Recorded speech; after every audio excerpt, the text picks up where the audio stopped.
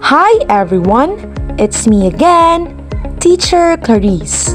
Welcome to our new episode of School Emergency Preparedness. In this video, we are going to tackle about the standard school fire alarm evacuation procedures. Let's start.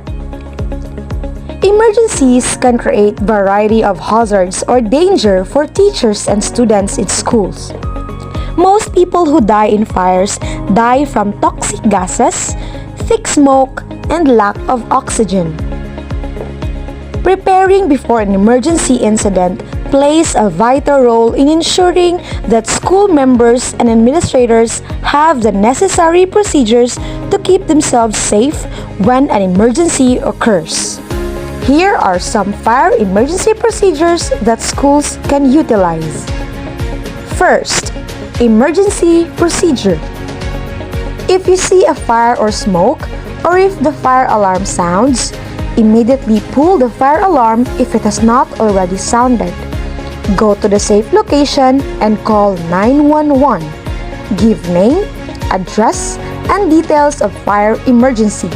When the fire alarm sounded, all students and staffs are to immediately evacuate the building.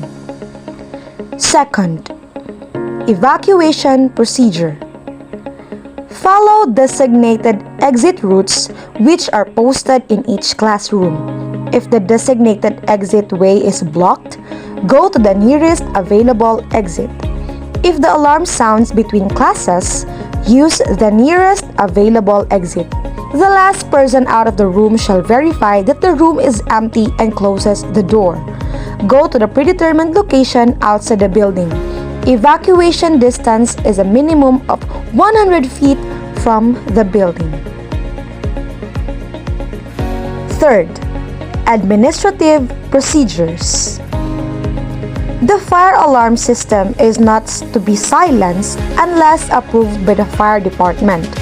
Teachers should stress to students that evacuations are to be conducted in a brisk, quiet, and orderly manner. Notify the firefighters immediately if anyone is unaccounted for and advise of their likely location if thought to be in the building.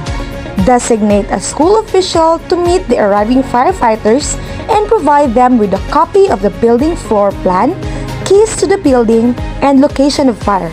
Students and staff are not to re-enter the building until the fire officials give their approval.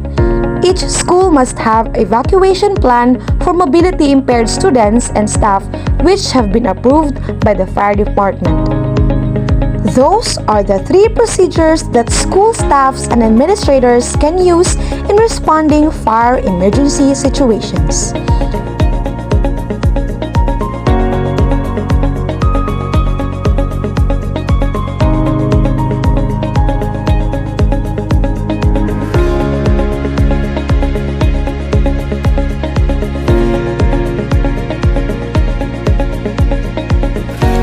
Once again, this is Teacher Clarice. See you on the next episode. Goodbye!